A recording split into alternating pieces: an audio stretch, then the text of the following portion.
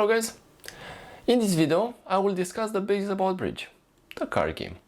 What I've saw in the internet is that a lot of tutorials don't discuss the initial things. They act like people already know the rules. What I'm trying now is to make it look easier for everybody to understand the game. First and most important question, what is bridge? Bridge is a card game composed of 4 players playing together in 2 pairs, the north-south axis and the east-west axis, having together 52 cards, each player receiving 13 cards. The order of the cards is ascending, starting from 2, 3, 4 until 8, 9, 10, Jack, Queen, King and Ace, where 2 is the weakest card and Ace is the strongest and best card, because we are using an English deck of cards. The game is played clockwise, just like the game of Hearts and many other board games, unlike Tarnib that is played anti-clockwise. The second and very important question, what are the rules in bridge? Let's reduce the bridge definition to a very simple one. The goal of the game is to score as many points as possible in front of your opponents, that is, to make a contract better than their or to be their contract. Bridge has 2 very important parts, the bidding and the actual card play. The 2 parts are totally different and refer to several beauties of the game. Conventions between partners might differ. For example, for one pair 4 clubs might mean gerber, for others might mean actual club color or even a cubid. It depends. The card play is also very important because there you are trying to make your own contract or defeat the opponent's contract. Usually, to play in a trump suit, you'd need at least 8 trumps divided by you and your partner, for example 5-3 or 4-4. Otherwise, no trump would make much more sense because of the lack of trumps. Bridge scoring is quite difficult, so I will put it in another video and talk especially about it. How to start the bridge bidding? The first person that bids something other than pass starts with 1. 1 means that the first person needs to make at least 6 plus the number bidded. In our case, 1 equals 7 tricks, in order not to go down. Another example, if a person bids 4 clubs, that means that person needs to make at least 10 tricks and the trump is club. When the declarer gets less tricks than the bidded number, he will get under tricks. Otherwise, if he gets more tricks than the bidded number, he will have over tricks. Let's see a clear example. If the declarer bids 3 hearts and scores 10 tricks, he will have 1 over trick.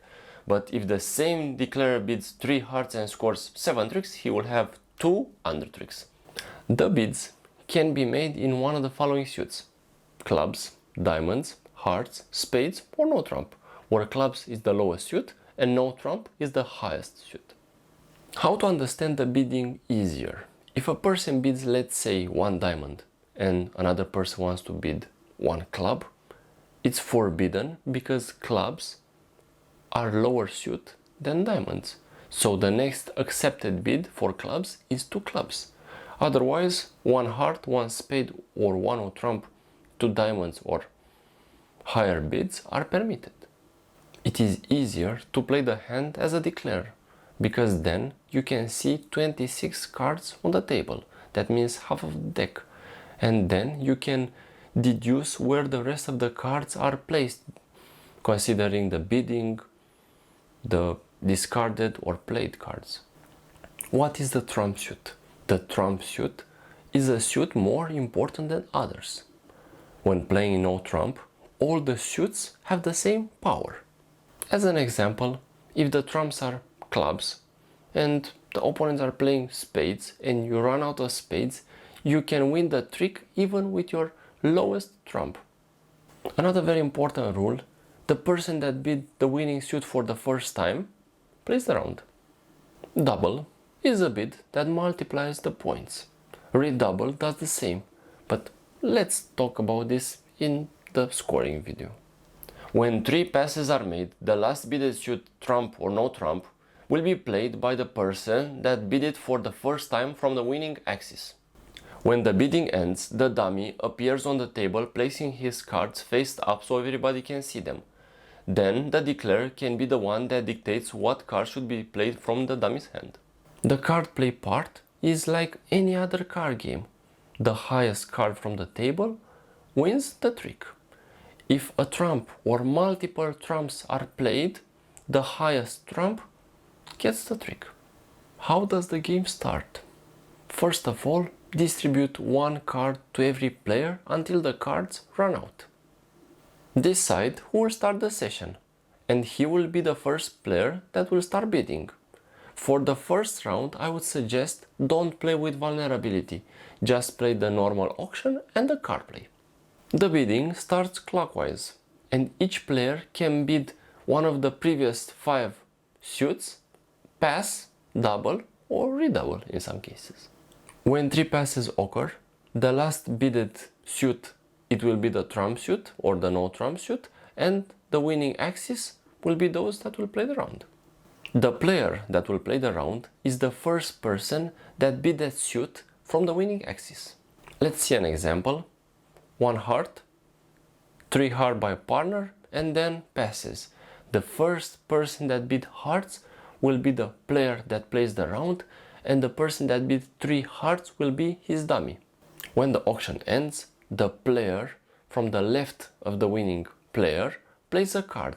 Dummy lays down his cards face up so everybody can see them, and then the player that plays the round can play either from his hand or from the dummy. Being a defender can be quite tricky, because in that case you can see only the dummy's cards and nothing else. What makes the game so interesting and in the same time fun? A very funny thing is that I always hear about this game, oh, it's played by old people. It's quite right and wrong at the same time, because yes, there are a lot of old people playing this game, but due to its complexity and difficulty, it's not always right to say that only the old people can play this game. Look at me. Am I old? Hope not. Why am I saying this game is quite difficult? Because this game involves memory, experience, and the connection between the partners, and this is quite hard to achieve. As for difficulty, in my opinion, I would give him an 8 out of 10, having a lot of experience with other card games and also board games.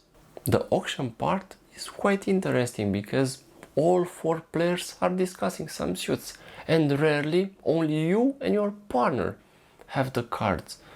Other guys don't have, and you're hoping to get as many tricks as possible and also beat them to score more points. The card play is very important because most of the time you're trying to beat the opponent's contract, and occasionally you need to make your own contract. I can say there is also a third part, the part when you are dummy, and when you are dummy you don't need to think about the current round, and so you can enjoy your drink in peace. Did I got your attention? Maybe or maybe not. It's up to you if you want to know more about this game. If you're interested in bridge and topics related to this game, please like and subscribe the channel. This will help me a lot with further videos. Thank you, and for now, see you.